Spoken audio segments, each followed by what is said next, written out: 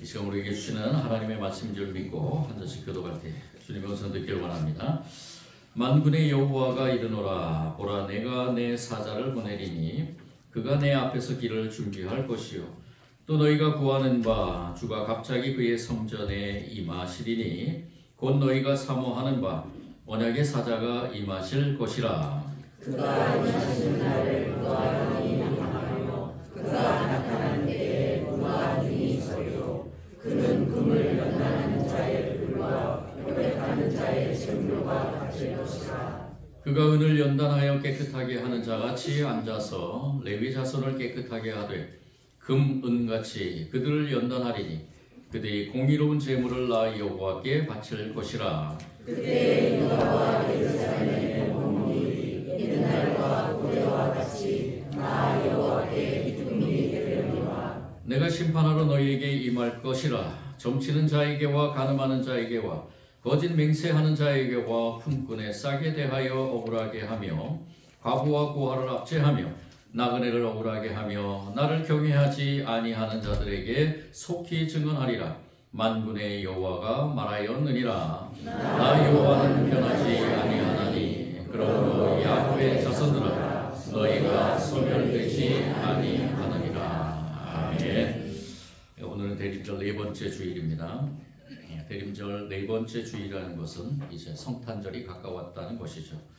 대림절을 기다리는 우리의 대림절을 지나는 우리의 가장 중요한 핵심적인 단어는 바로 기다림입니다. 주님께서 이 땅에 오셨습니다. 오심으로 인해서 저와 여러분은 이미 그 오신 주님을 구주로 고백하고 믿음으로 받아들였기 때문에 저와 여러분은 하나님의 나라의 백성입니다. 그 백성들이 또다시 다시 오실 주님을 우리가 기다리며 그 대림절을 우리가 이 절기에 맞게 때로는 훈련이 되고요, 때로는 치유도 되고 또 회복되고 또 우리가 이 하나님의 나라의 백성으로 살아가는 이 기간 동안은 이 대림절 기간 동안은 더욱더 그 하나님의 은혜의 백성으로서 저와 여러분이 고백하며 선포하며 이렇게 살아가고 있다는 것입니다. 이 대림절은 주님이 오시는 그날까지 계속 지속될 것입니다. 즉 무슨 말이냐?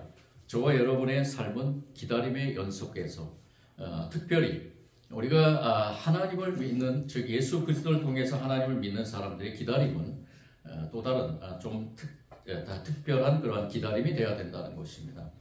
이 기다림의 연속인 우리의 인생, 우리 한 아이를 예를 들면 아이가 태어나서 자라고 초등학교에 입학하기를 기다리게 되죠. 또 모든 학을 마치 또 진급하는 가운데서 대학 시험을 보고 합격하는 마음으로 합격을 간절히 기다리는 그러한 기다림이 있고요. 또 졸업하고 또 어느 공동체에서 우리 일을 하는 가운데서 지원서를 냈을 때 합격을 기다리는 그러한 기다림, 뭐 여러 가지 또 그러한 기다림 속에서 이 기다림 속에서 인생은 계속해서 어떻게 보면은 기다림의 연속이라고 볼 수 있습니다. 그런데 그 기다림은 어떠한 마음으로 기다리는 것일까? 이 기다림에 대해서 어떤 분은 설레임이라는 마음으로 고백하는 분도 있습니다. 용혜원 시인, 목사님이시기도 한데요. 용혜원 시인은 이렇게 기다림이라는 시에서 이런 고백을 합니다. 우리네 가슴은 인생을 두고 기다림에 설레는 것이다. 우리네 가슴은 인생을 두고 기다림에 설레는 것이다. 라고 이렇게 노래를 합니다. 더 나은 내일을 기다리는 그 순간은 설레임이라는 것입니다. 또 우리의 한자성에 보면은 3년 불비불명이라는 말도 있습니다. 새가 3년간을 날지도 않고 울지도 않는다라는 뜻을 가지고 있는데요. 이것은 뒷날의 큰 일을 위해서 침착하게 때를 기다릴 줄 알아야 된다라는 그러한 뜻을 갖고 있죠. 시인이며 사상가인 에머슨이라는 분은 또 이런 얘기를 합니다. 사람이 영웅이 되는 것은 타인보다 용감해서가 아니라 타인보다 10분 더 오래 기다리기 때문이다 라고 얘기를 합니다. 이렇듯 이 기다림의 세계, 저와 여러분이 살아가는 이 삶에서 기다림이라는 건 참 중요한데, 그런데 어떠한 마음으로 기다림이 돼야 될 것인가? 설레는 마음도 있겠고요, 또 호기심을 갖는 마음도 있겠고, 여러 가지 복합적인 마음 속에 기다림은 우리의 인생의 연속성을 갖고 있다는 것입니다. 그런데 중요한 것은 저와 여러분은 하나님의 나라의 백성입니다. 이 하나님 나라의 백성이 살아가는 이 삶에서 우리의 기다림은 어떤 기다림이 되어야 될 것인가? 더 나아가서는 우리의 기다림은 무엇으로 채워가야 될 것인가? 설렘도 있겠죠. 또 여러 가지 호기심도 있겠죠. 그렇지만 저와 여러분에게 아주 중요한 기다림이 있다는 것입니다. 우리가 채워가야 될 기다림이 있다는 것입니다. 오래전에 하박국 선지자를 통해서 하나님께서 이스라엘 백성들, 사랑하는 이스라엘 백성들에게 선포하는 이 하박국 선지자는 구약의 마지막 선지자로서 하나님께서 그 모진 그 세월 속에서 자신들이 그런 여러 가지 고통 가운데서 참된 기다림이 무엇인가라는 것을 이 선지자를 통해서 선포하고 있는 것을 보게 됩니다. 오늘 이 말씀이 저와 여러분의 이 시대에 적용되기를 원합니다. 우리의 기다림도 이렇게 기다리기를 원한다는 것입니다. 그렇다면 무엇으로 채워가야 될 것인가? 우리의 기다림은 과연 무엇으로 채워가야 될 것인가? 라는 것을 우리가 생각해 볼 때 그 해답을 오늘 말씀에서 찾기를 원합니다. 무엇으로 채워갈 것인가? 오늘 말씀 1절입니다. 1절 다 같이 한 번 더 읽어보겠습니다. 시작. 만군의 여호와가 내가 내 사자를 보이니 그가 내 앞에서 길을 준비할 것이요 또 너희가 구하는 바 주가 갑자기 그 성전에 임하시리니 곧 너희가 사모하는 바 언약의 사자가 임할 것이라. 아멘. 하나님의 백성들이 기다리는 삶에서 반드시 임하는 분이 있다는 것입니다. 그것이 바로 하나님의 사자, 언약의 사자라고 선포합니다. 오늘 말씀을 쉬운 성경으로 읽어드리면 만군의 여호와께서 말씀하셨다. 내가 내 사자를 보내어 내 앞길을 닦게 하겠다. 너희가 찾던 여호와가 갑자기 여호와의 성전에 이를 것이다. 너희가 바라는 언약의 사자가 이를 것이다. 여기서 말하는 내가 내 사자를 보낸다라는 이 말은 2장 17절에 대한 질문, 즉 이스라엘 백성들이 자신들의 그 고난 속에서의 삶에서 또는 고난 가운데서 펼쳐진 그 모습을 바라보는데 악인들의 형통함을 바라보면서 2장 17절에서 이렇게 질문을 하게 됩니다. 공평하신 하나님이 어디 계시냐? 하나님은 과연 공평하시냐라는 그러한 질문을 하게 됩니다. 이스라엘 백성들이 왜 이런 질문을 했을까? 자신들은 이미 하나님의 백성임에 자신들이 겪고 있는 이 고난 속에서, 이 질고 속에서, 이 고통 속에서 과연 하나님은 살아계시는가? 그리고 더 나아가서는 자신들의 고통을 이어가는 그 억압하는 그러한 세력들은 왜 이렇게 형통하는가라는, 하나님은 과연 공평하신가라는 것을 질문하는 가운데서 하나님은 분명하게 이 말라기 선지자를 통해 선포하고 있다는 것입니다. 내가 내 사자를 보내서 내 앞길을 닦게 하겠다. 너희가 찾던 여호와가 갑자기 여호와의 성전에 이를 것이다. 너희가 바라는 언약의 사자가 이를 것이다. 라고 이렇게 선포하는 것입니다. 하나님께서 내가 내 사자를 보내겠다라고 말씀하신 이 말씀은 흡사 이사야 선지자가 오래전에 선포했던 말씀과 아주 비슷합니다. 미치는 자의 소리여 이르되 너희는 광야에서 여호와의 길을 예비하라. 사막에서 우리 하나님의 대로를 평탄케 하라 하는 길을 예비하라라는 이 말씀과 아주 흡사하게 연결되어 있다는 것을 알게 됩니다. 하나님께서는 끊임없이 하나님의 백성들에게 기다리는 그 기다림 속에서 마지막에 그 기다림의 종착점에 서 있는 분은 누구신가라는 것을 분명하게 선포하고 있는 것입니다. 하나님의 사자, 하나님의 능력을 가진 그분, 이 땅에 하나님께서 보내주신 그분은 하나님의 사자이며 언약의 사자라는 것을 선포하고 있습니다. 하나님이 어디 계시냐라는 이 질문 가운데서 하나님은 분명하게 말씀하시는 것이 있다는 것입니다. 언약의 사자가 반드시 임할 것이다라는 것입니다. 이 언약의 사자, 우리가 이 시대에도 많은 질문들을 가지고 사는 가운데서 특별히 하나님을 믿는 사람들이 이러한 이스라엘 백성들과 같은 질문을 할 때가 있습니다. 과연 하나님은 어디 계시냐? 하나님은 공평하시냐? 내가 하나님을 믿는 사람인데 나에게는 왜 이런 일이 일어나고, 그리고 하나님을 믿지 않는 저들에게는 왜 그렇게 좋은 일들이 일어나는 것일까? 하나님은 어디 계시냐라는 그러한 질문이 우리가 살아가는 이 삶의 현장에서도 많이 제기되고 있다는 것입니다. 우리도 악인이 득세하고 악인들이 승승장구하는 모습을 볼 때 하나님이 어디 계시는가, 왜 악인들을 멸하지 않으시고 그냥 그대로 내버려 두시는가라는 질문하지 않을 수가 없다는 것입니다. 오늘 우리가 살아가는 삶의 현장을 보더라도 정직한 사람들이 피해를 보고 정직하게 사는 사람들이 오히려 어려움을 당하고 오히려 거짓말하고 다른 사람들을 이용하고 모반을 꾸미는 사람들이 더 잘 사는 것 같고 높은 자리에 이르는 것 같은 이러한 현상을 경험할 때 우리는 이러한 질문을 하지 않을 수가 없다는 것입니다. 어떤 한 청년과 상담하는 가운데 그 청년이 이런 얘기를 했습니다. 그 청년은 신실하게 신앙생활을 했습니다.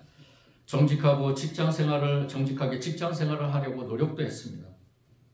그런데 오히려 눈치 없는 사람이 되었고 상대방을 배려하기 위한 한 행동이 오히려 이기적인 사람 또는 상황을 전혀 파악하지 못하는 사람으로 낙이 찍히게 되었다고 합니다.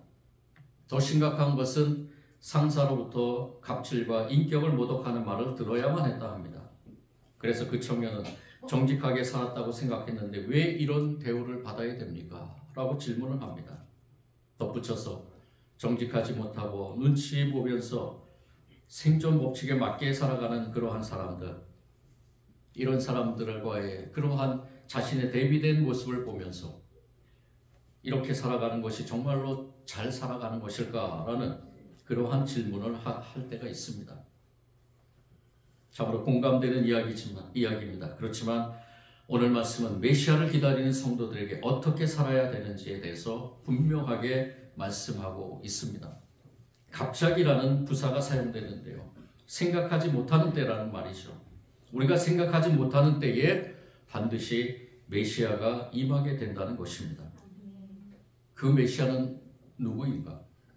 우리가 기다리고 있는 바로 예수 그리스도이십니다. 예수 그리스도가 이 땅에 임하시는 날, 저와 여러분이 기다림의 그 기다림 연속 속에서 이 언약의 사자인 예수 그리스도, 이미 오신 예수 그리스도이지만 다시 오실 예수 그리스도를 기다리는 저와 여러분의 삶에서 분명하게 우리가 기억해야 될 것이 있다는 것입니다. 하나님은 공평하신가? 하나님께서는 우리의 삶에 대해서 어떻게 인도하고 계시는가? 이 질문에 대해서 저와 여러분은 명확하게 대답할 수 있다는 것입니다. 그래, 나중에 우리가 기다리는 그 기다림의 끝 지점에 누가 있는가라는 것을 분명하게 우리가 믿음으로 고백해야 된다는 것입니다. 믿음은 절대적입니다. 믿음은 우리에게 절대로 실패라는 것을 주지 않습니다. 마지막 지점에 이르러서 우리가 그 주님, 다시 오실 주님을 기다리는 기다림 속에서 맞이하는 그 주님은 바로 언약의 사자라는 것을 우리는 분명하게 기억해야 될 것입니다. 이 언약의 사자가 반드시 우리를 기다리고 있다는 그 믿음 가운데서 우리는 최후의 승리자로 존재하게 된다는 것입니다. 반드시 언약의 사자가 임한다는 것, 우리가 이 말씀을 우리 시대의 삶에 적용하면서 우리가 기다리는 자로서 첫 번째 우리가 이 기다림에 채워가야 될 것이 무엇인가, 그것을 생각해 볼 때 언약이라는 말씀을 우리가 꼭 기억하길 바랍니다. 이 땅에 하나님께서 언약의 사자를 반드시 보내주신다고 했던 것, 그것은 지금도 진행 중에 있다는 것입니다. 언약의 사자, 즉 언약은 무엇이냐? 바로 하나님의 말씀입니다. 저와 여러분이 기다림 속에서 하나님의 말씀으로 계속해서 채워나가고 있다는 것입니다. 이 시간에는 저와 여러분이 깨닫지 못하는 어느 한 가지, 하나님께서는 분명히 이 말씀 속에서, 이 설교 속에서 분명하게 여러분들에게 한 가지를 채워주실 것입니다. 그 채워가는, 우리가 기다리는 그 삶 속에서 이 말씀으로 채워진다는 것은 아주 우리에게 중요한 것입니다. 왜요? 그 말씀이 우리의 삶을, 우리의 신앙의 삶을 이끄기 때문입니다. 우리의 믿음의 여정 속에서, 기다림의 믿음의 여정 속에서 반드시 채워가야 될 것이 무엇인가를 오늘 저와 여러분은 이 하나님의 말씀, 언약의 사자가 기다리는 그 기다림 속에서 저와 여러분이 말씀으로 채워가야 됨을 꼭 기억해야 되는 것이고, 그리고 그것을 믿음으로 승화시켜서 믿음으로 선포해 나가야 될 줄 믿습니다. 아멘. 말씀이 충만한 삶이 되기를 원합니다. 아멘. 주님은 반드시 다시 오신다고 약속하셨습니다. 아멘. 우리가 살아가는 이 삶의 여정에서 하나님의 말씀이 우리 삶으로 가득 찰 때 저와 여러분은 그 기다림의 그 인생에서 반드시 승리해 나가게 된다는 것입니다.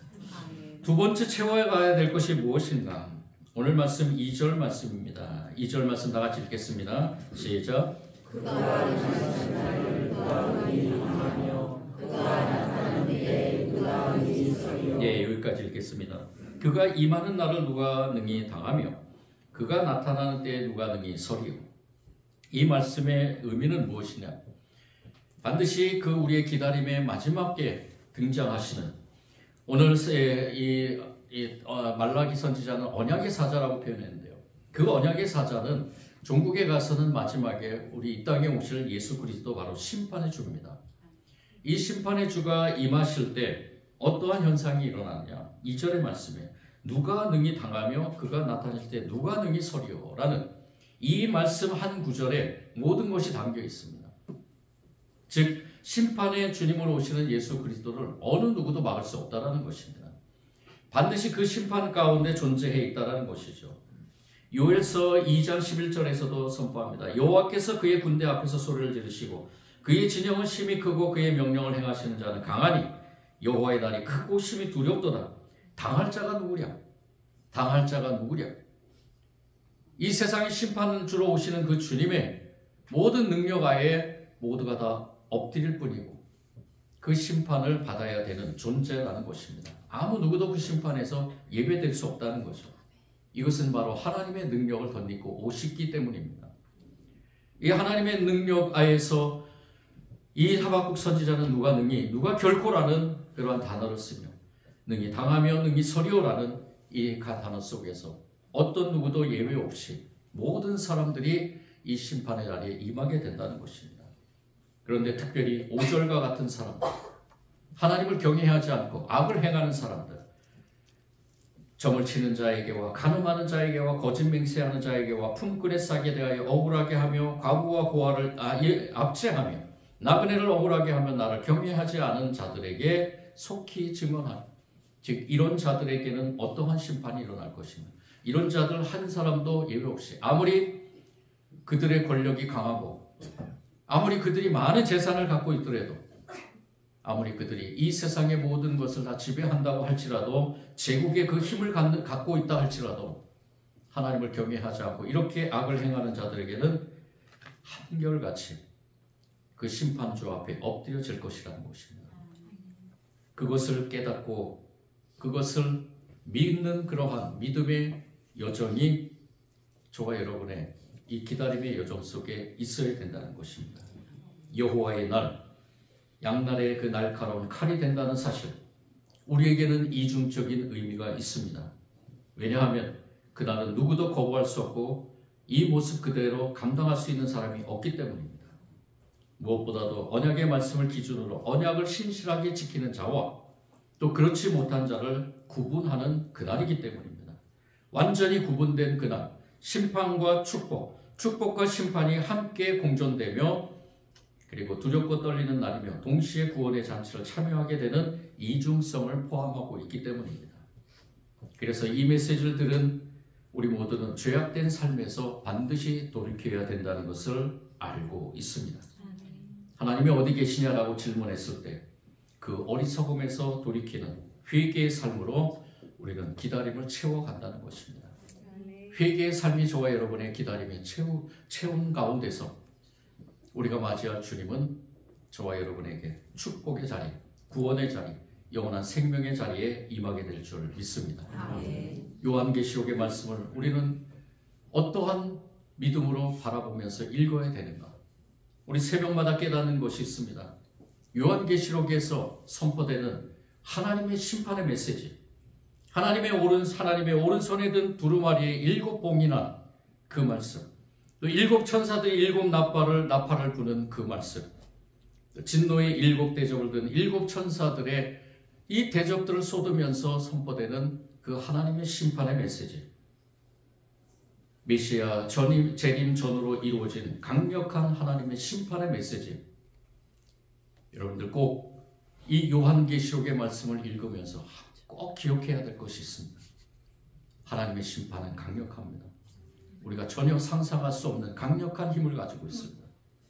그 심판 앞에서 우리가 그 심판의 그 자리에서 우리가 구원의 자리에 임해야 될 그 기다림, 우리가 그 기다림 속에서 채워가야 될 것은 두 번째로 바로 기도의 능력입니다. 우리가 회개함으로 하나님 앞에 설 수 있는 그 방법은 단 한 가지입니다. 바로 기도의 자리입니다. 기도의 자리에서 받은 기도의 능력으로 우리가 구원의 자리에 임하게 될 줄 믿습니다. 주님께서 오시는 그날 어느 누구도 감당할 수 없고 두렵고 떨리는 순간, 그렇지만 저와 여러분 신실하게 언약을 지킨 하나님의 말씀으로 채워간 그 하나님의 백성들에게는, 그리고 매 순간순간 하나님께 그 기도의 능력을 받는 그러한 성도들에게는 축복의 시간이 될 줄 믿습니다. 그러므로 우리는 세속적인 것, 우상적인 삶의 태도에서 과감하게 벗어날 수 있도록 주님 앞에 신실하게 서는 그러한 결단이 있고, 그 결단 속에서 기도의 능력을 채워나가는 저와 여러분의 삶이 될 줄 믿습니다. 마지막으로 세 번째, 무엇을 채워가야 될 것인가? 오늘 말씀 3절과 4절입니다. 3절 4절 같이 읽겠습니다. 시작.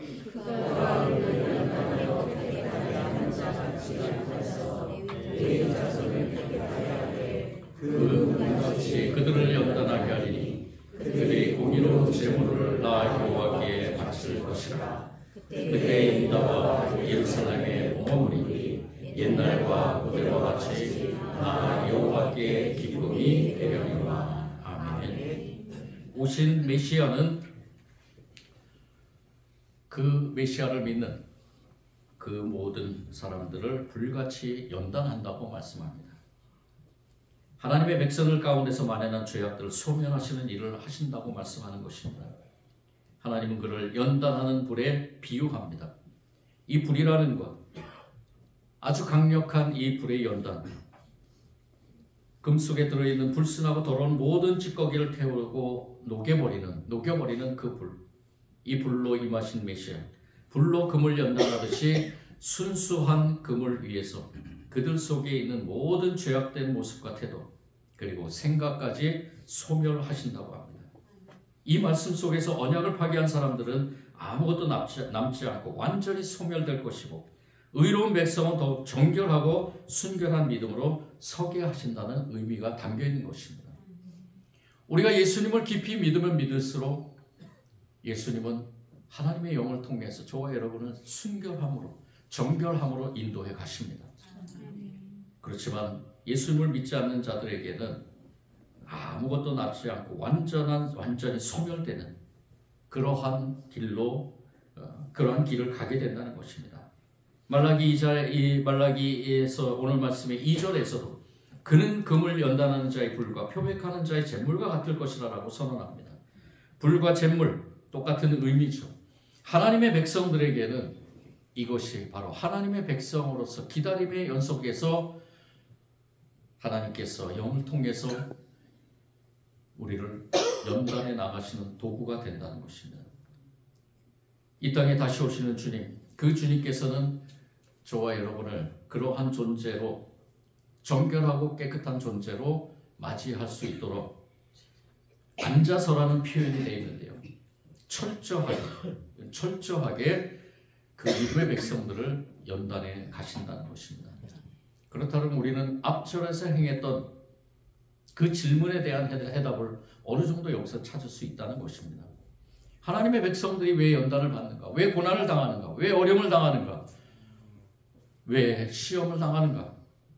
이 모든 것들은 하나님의 백성들 측에서 보면은 예수 그리스도를 통해서 하나님의 성령이 연단해 나가시는 과정이라는 것입니다.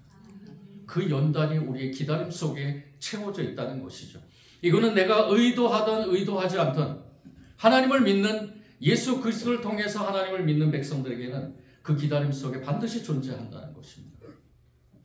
그래서 우리는 이제부터는 그 질문을 하지 않습니다.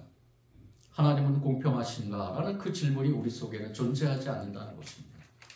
우리가 힘들고 어렵고 고통스럽고 또는 질병 가운데서 고통을 하고 있을지라도 이 모든 것들이 나의 영을 정결하기 위해서, 나의 영을 살찌기 위해서, 내가 잠자고 있는 영이 다시 한번 깨어나게 하기 위해서 내 영을 살리기 위한 하나님의 사랑이구나 라고 이렇게 고백할 수 있다는 것입니다. 다른 사람들이 어떻게 하나님을 믿지 않는 자들이 많은 것을 가지고, 많은 권력을 가지고, 많은 힘을 가지고 누리고 산다는 것, 그것을 바라보는 것이 아니라 내 삶 속에서 하나님께서 나를 연단해 가시는, 불같은, 나를 정금같이 연단해 가시는 그 불같은 성령의 능력을 내 삶의 그 기다림의 자리에 채워 가신다는 것을 깨닫게 된다는 것입니다. 3절의 말씀을 보면 우리를 회복시켜 주시겠다는 말씀이 나옵니다. 우리를 회복시켜 주시겠다. 늘 우리를 회복시켜 주시는 그 하나님, 그 하나님의 은혜의 조화 여러분은 겸손히 무릎 꿇을 수밖에 없습니다.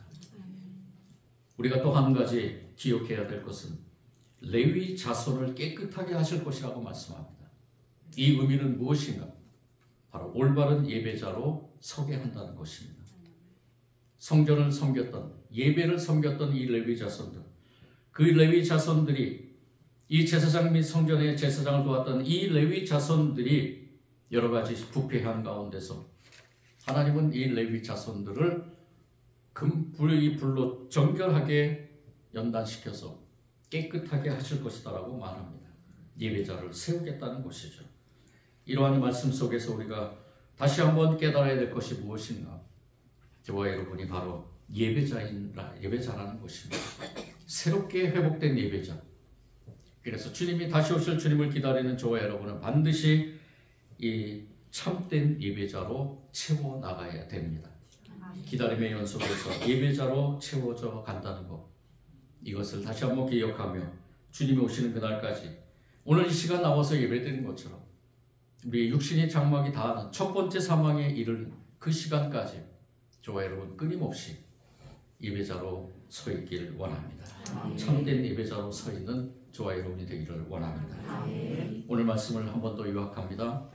말라기 선지자가 이 시대에 우리에게 하나님의 그 감동, 하나님의 영을 통해서 감동되며 선포했던 그 말씀 속에서 우리가 기다리며 무엇으로 채워가야 될 것인가? 세 가지를 제시한 것입니다. 첫 번째는 언약의 말씀으로, 두 번째는 기도의 능력으로, 세 번째는 참된 예배자로 채워 나가야 된다는 것이죠. 이 말씀 꼭 기억하시고 저와 여러분, 이제 대림절이 끝났다고 생각하지 마시고 오신 주님을 우리 심정에 깊이 모시면서 다시 오실 주님을 기다리는 우리의 그 연약함 속에서 육체적 그 마지막까지, 또는 주님이 오시는, 저와 여러분이 살아있는 동안에 주님이 오시는 그날 잘했다 칭찬받으며 하나님 나라의 백성으로 저와 여러분이 하나님께서 정말로 그 하나님의 자녀로서 품어주시는 완전한 하나님 나라의 백성으로 살아가는 그 시간까지 우리의 참된 기다림이 되기를 간절히 원합니다. 사랑해 주님 감사합니다. 주님께서는 이 땅에 반드시 다시 오신다고 약속하셨습니다. 우리가 대림절 이 마지막 주일을 보내면서 우리의 인생의 마지막 대림절, 그 시간 우리 육체적 장막이 다하며 주님이 오시는 그날까지 우리의 기다림은 무엇으로 채워가야 되는가? 오늘 시간 말라기 선지자를 통해서 주님께서 우리에게 음성 들려주신 줄 믿습니다. 말씀과 기도와 예배를 통해서 그 기다림의 연속 속에서 채워나가길 원합니다. 우리 연약합니다. 우리 세상에 살아가는 동안에 하나님 나라의 백성으로 살아가기 때 많은 연약감 속에서 우리를 위해서 그 십자가를 지신 그 주님만을 생각하면 눈물이 나올 때가 한두 번이 아니지만 주님께서 우리에게 그 큰 은혜를 내려주셨사오매 끝까지 최후 승리할 수 있도록 우리 기다림 속에 이 예배와 말씀과 기도로 잘 채워나가게 하시고 주님이 오실 때 아멘 어서 오시옵소서 우리 주님이라고 맞이하는 우리의 믿음의 고백, 우리의 믿음의 선포가 되게 하여 주옵소서. 감사드리며 예수님 이름으로 기도드립니다.